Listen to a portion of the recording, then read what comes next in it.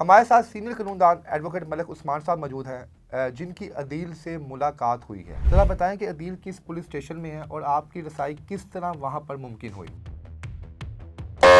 वो एक हवालात के बिल्कुल एक कोने में बैठा हुआ था और कोने में बैठ के उसने चादर ली हुई थी अपने ऊपर।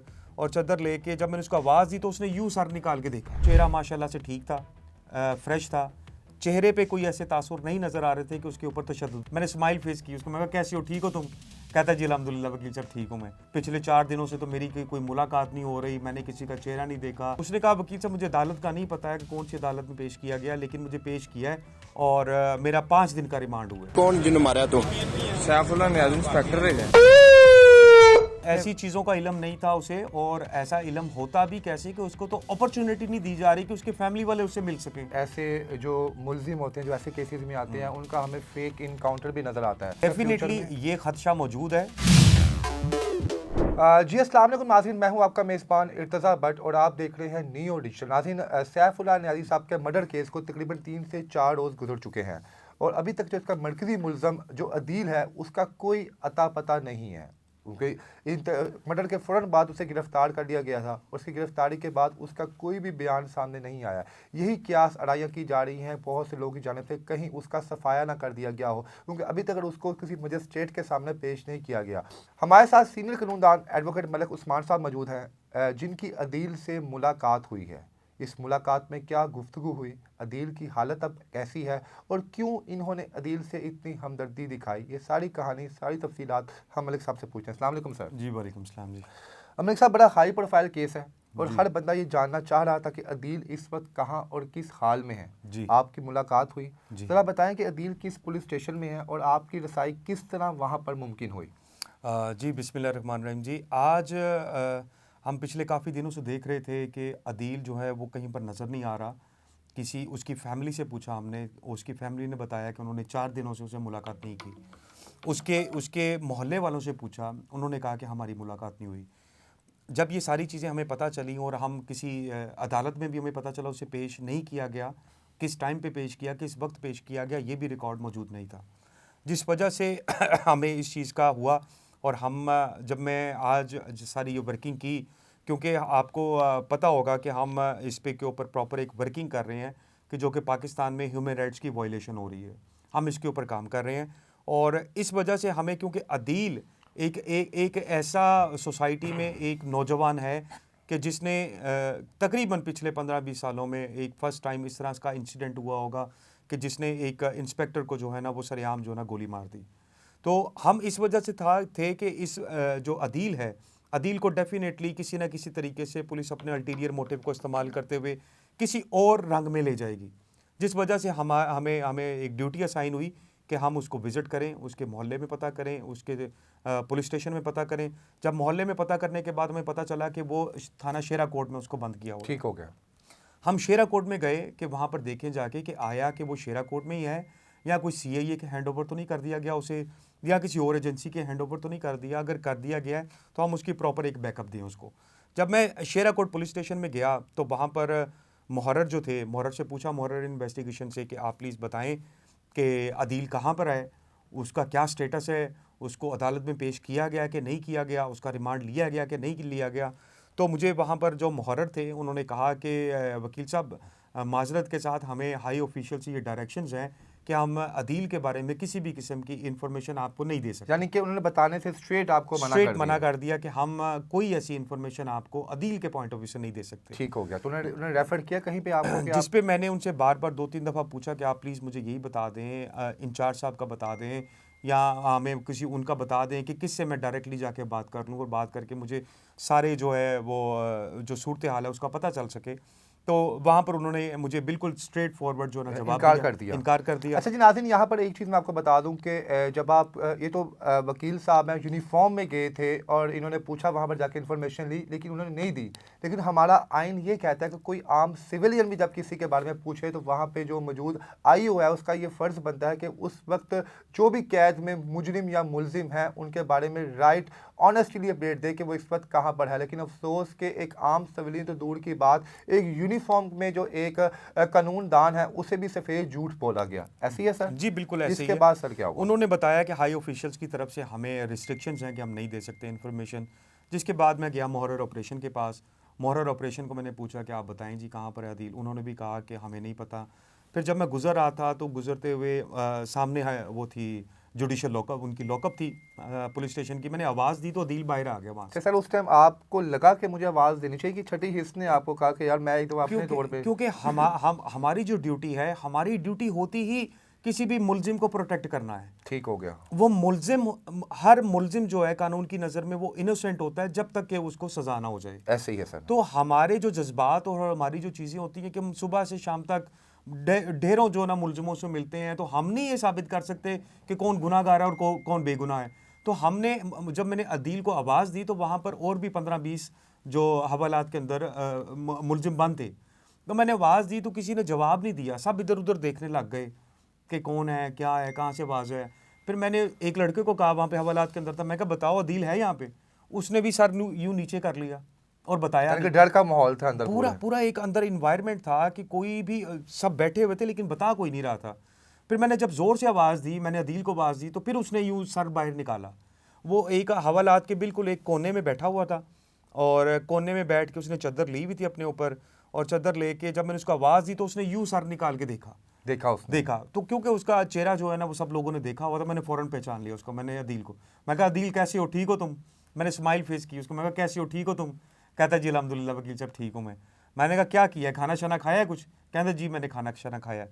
तो मैंने कहा परेशान नहीं होना, तुम अभी तक मुलजिम हो और तुम्हारे लिए हम यहाँ पर मौजूद हैं, और तुम्हें जिस तरह की कानूनी मावनत और जिस तरह की तुम्हें ज़रूरत हो कि हम उसको प्रोवाइड करेंगे।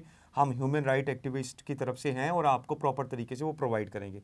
तो उस पर उसने मुझे बड़ा स्माइली फेस दे के बड़ा खुश हुआ कि कहता वकील साहब बहुत शुक्रिया आपका, आप आए। पिछले 4 दिनों से तो मेरी कोई मुलाकात नहीं हो रही, मैंने किसी का चेहरा नहीं देखा, किसी अपने बंदे को नहीं मिला था, कुछ ऐसा इन्वायरमेंट नहीं हो रहा था कि मैं किसी से बात कर सकूं, गुफ्तगू कर सकूं। फिर मैंने उसे पूछा कि तुम जब अदालत में पेश हुए हो तो कौन सी अदालत में पेश हुए? अच्छा, ये आपने खुद ही पूछा क्योंकि उससे पहले मुहर्रर ने आपको कहा था कि वो नहीं पेश है। पूछ उन्होंने कहा नहीं है। ठीक हो गया। मैंने पूछा कि तुम्हें किसी अदालत में पेश किया गया है? जी जी। कि एफआईआर तो हो चुकी है 21 तारीख की, और विद इन 24 आवर्स जो है ना, 24 आवर के अंदर आपको पेश करना था। तो तुम्हें पेश किया गया किसी जगह पे? तो उसने बताया कि हाँ मुझे पेश किया है। Very good. तो ये जब मैंने सुनी बात तो मैंने उससे पूछा कि फिर कौन सी अदालत में पेश किया है? तो उसने कहा वकील साहब मुझे अदालत का नहीं पता है कि कौन सी अदालत में पेश किया गया, लेकिन मुझे पेश किया है और मेरा 5 दिन का रिमांड हुआ है। 5 दिन का रिमांड? 5 दिन का रिमांड, फिजिकल रिमांड रिमांड दिया गया 5 दिन का। तो मैंने अपने सोर्सेज से पता चला कि शहरियार खालिद साहब के पास वो पेश हुए थे, जो कि मजिस्ट्रेट है हमारे ज़िला कचहरी में, उनके पास पेश हुए हैं। 22 तारीख को पेश किया गया उन्हें और 27 तारीख तक के लिए रिमांड दे दिया गया। 27 को वो दोबारा सर आप खुद भी कानून के तालिबे इल्म हैं, तो शहरियार खालिद साहब किस किस्म की पर्सनैलिटी हैं? क्या आपको लगता है ये मेरिट पर फैसला करने वाले हैं? देखिए हमारे जो जजेस, तमाम जो जजेस होते हैं वो हर जजेस मेरिट पे फैसला करते हैं। मेरिट क्या होता है कि जो कानून में लिखा है। कानून क्या है कि जो हमें, जो आईने पाकिस्तान, जो हमारी सीआरपीसी, जो हमारी पीपीसी हमें कहती है, कानून उसके मुताबिक अच्छा, अपने रिदम में बिल्कुल ठीक फरमाया। तो कानून हमारा इस बात की इजाज़त देता है अगर कोई शख्स खुद इस चीज़ का इकरार कर रहा है विद वेपन कि मैंने इस शख्स को मारा है, और उसके बाद भी आप उसका जुडिशल करें, वो क्या मकसद बनता है? देखिए वहाँ पर अदील क्योंकि एक अनएजुकेटेड लड़का है, और उसकी फैमिली भी इतना कोई बैकग्राउंड नहीं रखती है, और जिस दिन उसको पेश किया गया तो उसको ये मौका भी नहीं दिया कि तुम अपना वकील करना कि नहीं करना।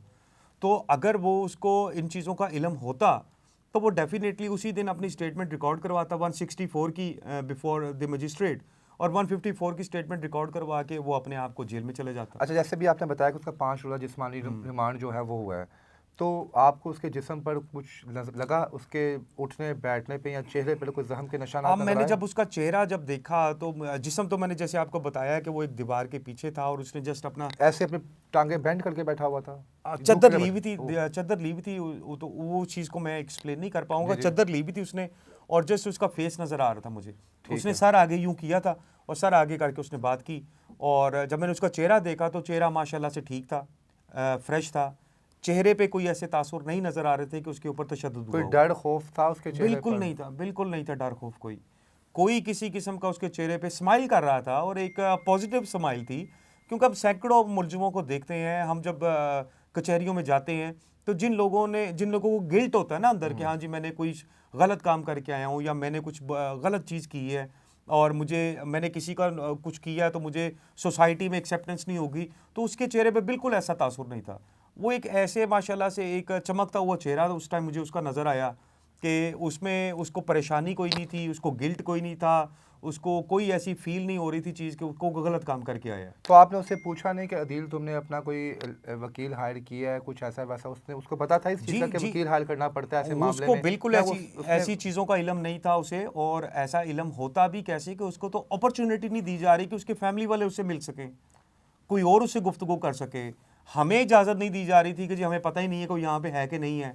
मुझे मुहर्रर ने ये बताया कि अब पता ही नहीं यहाँ पे है कि नहीं है। तो आपने उससे फिर ऑफर दी कि अगर तुम चाहते हो कि मैं तुम्हारे लिए फ्री ऑफ कॉस्ट जो है जी तुम्हारा वकील बनने के लिए तैयार हूं। डेफिनेटली, क्योंकि हम एक फ्री ऑफ कॉस्ट इस तरह के काम कर रहे हैं, और जहाँ पर इंसानी जान और आर्टिकल 10A की वायलेशन हो रही होती है, तो हम इस तरह की केसेस में फ्री ऑफ कॉस्ट उनको जो है ना वो इमदाद देने के लिए तो वो आप कोशिश रजामंद रहते हो हैं। गया कि आप उसका केस लड़ेंगे? क्योंकि हाँ, उसकी फैमिली से भी बात हुई है और उससे भी बात हुई है, तो इंशाल्लाह विद इन 1 और 2 डेज में उसका पावर ऑफ अटर्नी साइन करवा के हम इंशाल्लाह अदालत में उसकी रहनुमाई करेंगे। जो बहुत से लोग ये कियास आरायां भी कर रहे हैं कि कहीं ये ना हो, जैसे हम देखते आए हैं कि ऐसे जो मुलजिम होते हैं जो ऐसे केसेस में आते हैं उनका हमें फेक इनकाउंटर भी नज़र आता है, तो क्या इज़ इट पॉसिबल कि कोई ऐसा भी जनाब कुछ हो सकता है फ्यूचर डेफिनेटली में? ये खदशा मौजूद है, और इसी खदशे को दूर करने के लिए हम जो है ना ऑन ग्राउंड आए हैं, और इसके लिए हम ह्यूमन राइट्स के लिए भी एप्लीकेशन वहाँ पर भी मूव करेंगे डील के लिए, और हाई कोर्ट में भी इसकी जो है जान की प्रोटेक्शन के लिए हम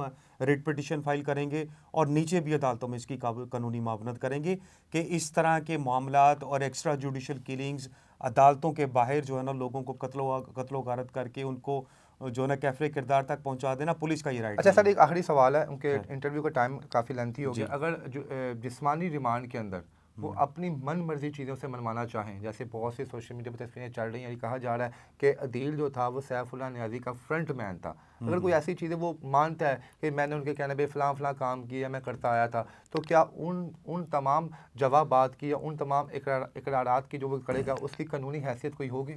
नहीं, इसमें जो एफआईआर में सेक्शन लगा है वो 302 सेक्शन है, और 302 सेक्शन है कि किसी को कत्ल कर देना, मार देना, और इसके अलावा कोई और चीज़ ऐड नहीं हो सकती है, कोई और चीज़ आ नहीं सकती है, और किसी और चीज़ का मकसद कोई नहीं है कि वो अगर उसके लिए काम करता था या नहीं करता था, या होता था या नहीं होता था, उसने किसी गरज में आके मारा या किसी के कहने पे आके मारा या किसी लेन देन की वजह से मारा, ऐसी चीज़ें एक सेकेंडरी एविडेंस आ जाती हैं।